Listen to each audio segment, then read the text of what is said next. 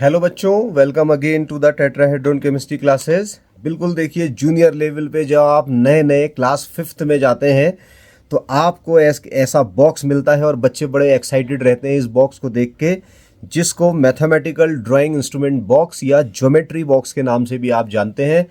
लेकिन बहुत सारे बच्चों की, कई सारे बच्चों की खुशी तब बिल्कुल गायब हो जाती है जब उनको इस ज्योमेट्री बॉक्स में दिए गए किसी भी इंस्ट्रूमेंट को यूज़ करना नहीं आता है।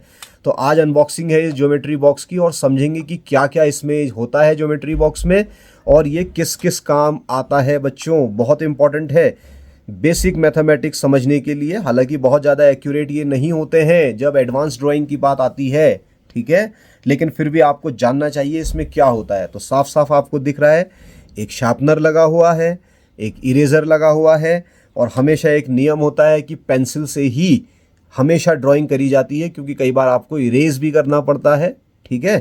तो पेंसिल भी इसके अंदर रहती है, जिसे फिलहाल मैं साइड रखता हूं। तो देखते हैं क्या क्या होता है। वाओ, इसमें एक नई जैसी चीज़ निकल कर आती है बच्चों।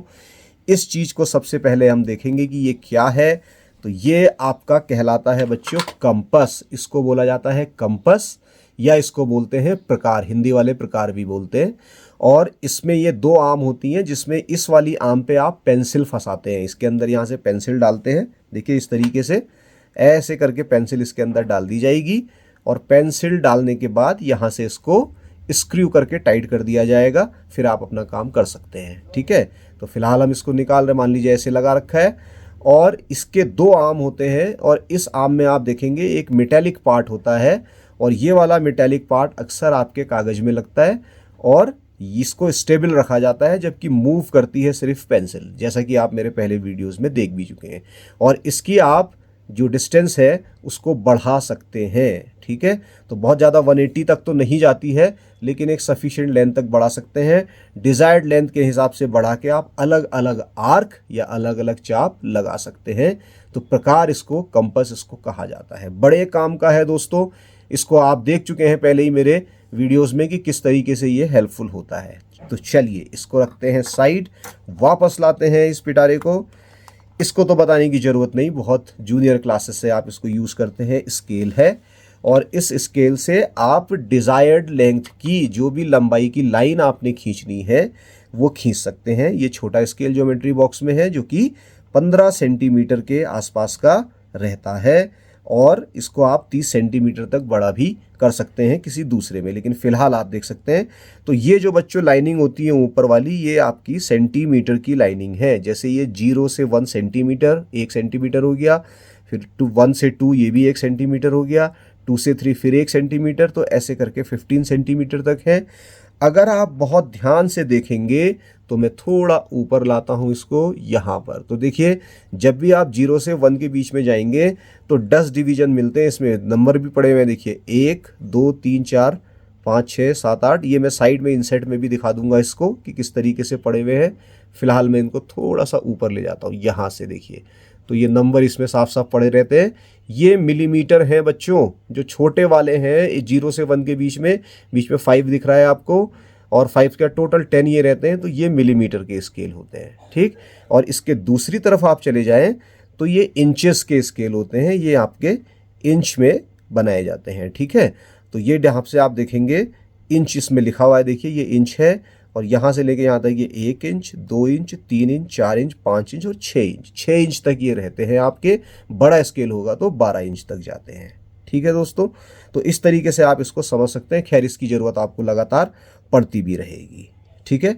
और इंच के बीच में भी आप देखेंगे छोटे छोटे डिविजन्स किए गए हैं, तो इन इंच को भी आप और छोटा, जैसे 1 इंच ना लेके आपने आधा इंच लेना है तो ये 0.5 इंच इसके सेंटर तक आ जाएगा। तो ये चीज़ें आपने सारी की सारी समझनी होंगी। इसको भी रखते हैं साइड, वापस जाते हैं इस पिटारे में और इस पिटारे में अब निकालते हैं क्या है। ये सबसे ज़्यादा काम आने वाली चीज़ है बच्चों, ये आपका प्रोटेक्टर कहलाता है। इसको प्रोटेक्टर कहिए, चांदा कहिए या इसको हाफ डी कहिए, चांद कहिए, कोई भी कह सकता है, कोई भी नाम ले सकते हैं, लेकिन इंग्लिश में प्रोट्रैक्टर इसको कहा जाता है। इसका काम है एंगल मेजरमेंट करना। तो इसके बारे में अगर आप देखें तो बहुत बढ़िया तरीके से इसका यहाँ पे इसकी ड्राइंग्स बनी हुई हैं। तो इसमें देखिए एक बेस लाइन रहती है नीचे वाली, ये वाली जो है बेस लाइन, ठीक है, ब्लैक कलर में ये दिखती है आपकी।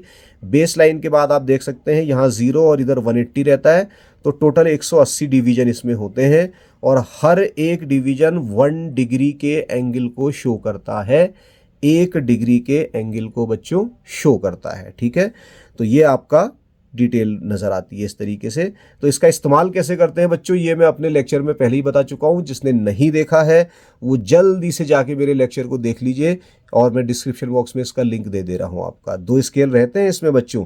जब एंटी क्लॉकवाइज मेजर करते हैं एंगल को तो लोअर स्केल यूज़ होता है, और जब क्लॉकवाइज मेजर करते हैं तो आउटर स्केल। ये सब मैंने अपने लेक्चर में बताया है, वहाँ से जाके आप इसको देख सकते हैं। ठीक है बच्चों, तो ये भी आपका काम होता है। या फिर चलिए क्या करते हैं, मैं आपको एक एंगल मेजर करके दिखाता हूँ इसकी हेल्प से। तो इसके लिए क्या करेंगे, आप सेंटर पे बिल्कुल रखिए, राइट, ऐसे करके। तो ये जो नीचे बेस लाइन इसकी है, ये इस लाइन रेड कलर की लाइन से बिल्कुल पैरेलल जानी चाहिए, ऊपर नीचे नहीं होनी चाहिए। ये ऐसे आ गई, ठीक है। अब अगर मैं कोई एक एंगल मेजर करना चाहता हूँ, मान लो मैंने जिस पे 90 लिखा है ये मेजर करना चाहता हूँ, तो अब आप देखेंगे 90 डिग्री यहाँ पे लिखा है और 90 पे लाइन बिल्कुल पैरेलल जा रही है, तो ये 90 डिग्री का एंगल है। अब 90 डिग्री के एंगल के मेजरमेंट में लोअर और अपर स्केल की कोई बात नहीं होती, क्योंकि ये एक ही होता है दोनों केस में। अब लेकिन बात आती है कि आपने अगर ये वाला एंगल नापना है 60 डिग्री, जिसको मैंने लिखा हुआ है 60 डिग्री, इसको कैसे मेजर करेंगे। तो बच्चों देखिए, ये तो 0 हो गया, फिर 10, 20 हो गया अंदर वाले स्केल में। तो मैं अंदर वाला स्केल क्यों, क्योंकि मेरे एंगल जो हैं वो एंटी क्लॉकवाइज ओपन हो रहे हैं, लेफ्ट की तरफ जा रहे हैं। मतलब जो मेरा ओरिजिन है, जब ये इधर लाइन को कवर कर रहा है एंगल मेजरमेंट करते समय, इस लाइन के पैरेलल है, और दूसरी लाइन वहाँ पर नहीं है, वो खाली छूट रही है लेफ्ट हैंड साइड, तो लोअर स्केल इस्तेमाल होता है। और इस लोअर स्केल में जब आप जाते हैं तो यहाँ पे 60 लिखा है, तो ये 60 डिग्री का एंगल है। ये गलती नहीं करेंगे कि ऊपर वाला देख लें और 120 कर दें। 120 तब मेजर किया जाता है बच्चों जब मैं एंगल लेफ्ट हैंड साइड से ही मेजर कर रहा हूं, मतलब कि जब मेरे एंगल क्लॉकवाइज ओपन हो रहे हों, इस तरीके से ओपन हो रहे हों। लेकिन मेरे सारे एंगल अभी एंटी क्लॉकवाइज ओपन हो रहे हैं। लेकिन अगर आपको क्लॉकवाइज एंटी क्लॉकवाइज समझने में दिक्कत है तो जल्दी से मेरा वाला लेक्चर देख लीजिए, जिसमें मैंने पूरी डिटेल में ये बताया है। तो ये यूज़ है प्रोटेक्टर का। अब इसके अलावा आप देख सकते हैं क्या निकल के आता है इस पिटारे से। वाह, इस पिटारे से निकल के आता है ये, इसको बच्चों बोलते हैं आप लोग डिवाइडर। ठीक है, तो इसको आप ऐसे खोल लीजिए, इसमें आपका देखें, इसको ओपन करिए तो 2 मेटल के पॉइंट होते हैं, और इन दोनों मेटल पॉइंट का इसका इस्तेमाल सिर्फ इतना है कि आप 2 लाइनों की लेंथ को कंपेयर करते हैं, या आपकी एक पर्टिकुलर लेंथ की लाइन है जो कि स्केल से नापना थोड़ी मुश्किल हुई, क्योंकि उसके एज जो हैं स्केल के थोड़े मोटे होते हैं, तो कई बार साफ नज़र नहीं आता। तो इसका इस्तेमाल, इस डिवाइडर का इस्तेमाल उस लाइन सेगमेंट के लिए किया जाता है। फॉर एग्जांपल देखिए, समझिए कैसे कहना चाह रहा हूँ मैं। मान लीजिए कि मैंने ये वाली एक लाइन ले रखी है OA, इसको मैं यहाँ तक ले लेता हूँ, इस सेगमेंट को ले लेता हूँ। ठीक है, इस तरीके से देखिए ये लग रखा है नीचे। अब इतनी ही मैंने लंबी लाइन कहीं बनानी है, और मेरे पास मान लीजिए स्केल नहीं है, तो मैं नहीं बना सकता हूँ। तो क्या करेंगे, मैंने बस इसको जोर से यहाँ पे प्रेस कर लिया, ये लाइन का सेगमेंट ले लिया, और फिर इसको उठाकर सपोज मैं यहाँ पर ले आया, और यहाँ पे मैंने जोर से इसको प्रेस करा। तो प्रेस करने के बाद आप देखेंगे यहाँ पे 2 मेरे पॉइंट बन गए हैं, एक पॉइंट ये वाला और एक पॉइंट ये वाला। ठीक है, और फिर मैं क्या करता हूँ कि इन दोनों पॉइंट को मैच कर देता हूँ। ये है आपका, इसको इससे मैच कर देता हूँ। ठीक है, तो नेचुरली जो इसकी लेंथ है ये इन दोनों की लेंथ के बराबर होगी। कैसे, देखिए मेजर करके देखते हैं। मान लीजिए स्केल से मैंने यहाँ रखा, ये लाया, तो लगभग 5.5 सेंटीमीटर के आसपास की ये लाइन आ रही है। ठीक है, ये देखेंगे 5 पॉइंट, मतलब 5.5 तो एग्जैक्टली नहीं है, ये है 5.3 के आसपास। ठीक है, 5.3 ये है। तो ये वाला भी जो इससे मैंने मेजर किया था, ये भी 5.3 ही होना चाहिए, और देखिए एग्जैक्टली 5.3 ये है। तो डिवाइडर का यूज़ सिर्फ और सिर्फ इतना होता है बच्चों, लाइन सेगमेंट्स को ट्रांसफ़र करना, या आपके पास जो लाइन मेजरमेंट करने में कई बार स्केल से दिक्कत है तो उसका इस्तेमाल करना है। डिवाइडर इसको कहा जाता है। इसका बहुत ज़्यादा प्रयोग नहीं होता है, लेकिन फिर भी इसका इस्तेमाल हम आपको आने वाली क्लासेस में बताएंगे। इसके बाद इसमें क्या निकल के आता है, तो इनको क्या कहा जाता है बच्चों, ये कहलाते हैं सेट स्क्वायर्स। तो चलिए बेहतर तरीके से समझने के लिए इन सेट स्क्वायर्स को एक ब्लैंक पेपर पे रखते हैं, शायद जो नीचे रिटन पेपर था उससे समझने में दिक्कत हो। तो देखिए आपके ज्योमेट्री बॉक्स में 2 सेट स्क्वायर्स आपको मिलते हैं और सेट स्क्वायर्स का यूज़ होता है एंगल बनाना। जब आप कंपास का यूज़ नहीं करना चाहते हैं, बिना कंपास से एंगल्स बनाना चाहते हैं, तो 60 डिग्री, 90 डिग्री, 45 डिग्री ये सारे के सारे बनाए जा सकते हैं। तो कितने तरीके के सेट स्क्वायर्स होते हैं इनको जानना जरूरी है बच्चों। जैसे आप ये वाला सेट स्क्वायर रखा हुआ है, इसमें ये जो एंगल है ये राइट एंगल आपका होता है ये वाला, ठीक है। इस बेस लाइन के साथ देखिए ये बेस लाइन है, इस बेस लाइन के साथ जो एंगल बनेगा 90 डिग्री, तो ये एंगल होता है आपका 90 डिग्री का, ठीक है। इसके साथ साथ ये जो 2 एंगल दे रखे हैं ये 2 एंगल बराबर होते हैं और अगर आप इनसे एंगल बना के मेजर करेंगे तो ये 45 डिग्री और 45 डिग्री के होते हैं। तो ये एक सेट स्क्वायर आपका 90, 45, 45 वाला सेट स्क्वायर है।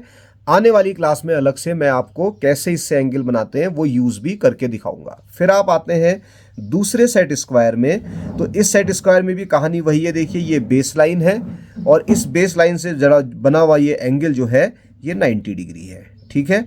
90 के बाद अगर आप आ जाएं, इसे राइट को ट्रेवल करें तो ये वाला एंगल आपका 60 डिग्री होता है, ठीक है। और जो ऊपर है ये एंगल आपका 30 डिग्री होता है। अगली क्लास में हम जरूर इन सबको वेरीफाई करके भी आपको दिखाएंगे।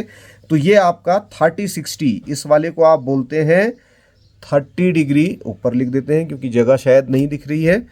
इस वाले को आप बोलते हैं 30 डिग्री, 60 डिग्री सेट स्क्वायर, ठीक है। और ये वाला जो है आपका, इसको आप बोलते हैं 45 डिग्री, 45 डिग्री सेट स्क्वायर।